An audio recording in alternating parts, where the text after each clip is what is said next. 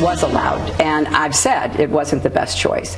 And every government official gets to decide what is personal and work related. If I'd had two separate accounts, as many people do, obviously, I would have decided every hour what was personal, what was work related.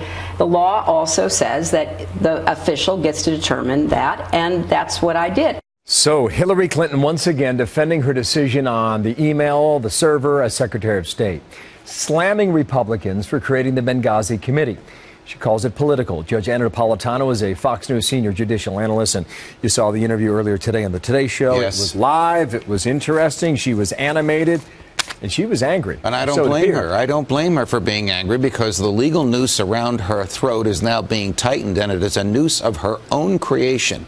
She made materially misleading statements on that interview this morning. She's suggesting that the issue is what was personal and what was governmental. That is not what the government is looking at. The government is looking at whether or not she received, stored, and sent classified material on a non-classified venue. She has repeatedly said no to that. Guess what? The government has found over 400 emails that were confidential, secret, or top secret.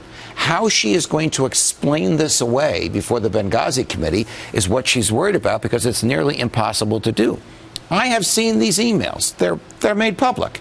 How could she suggest that a view of a North Korean military installation that intercepts from Middle Eastern government agents cell phone and email, that pictures of foreign governments taken from the sky, that the travel plans of the U.S. ambassador when he was alive, Chris Stevens, in Libya, how could she even suggest that those were not classified materials? But she just said it was allowed. What was it, Judge? It is not allowed. What she said was allowed was her deciding what is personal and what is governmental. That is a gray area. The government prefers that it decide what is governmental and leave the personal materials to the employee. But it definitely is not allowed under any circumstance, under any understanding of the law, for her to put classified material in a non-classified venue, which we now know she did over 400 times. She testifies October 22. She is under oath?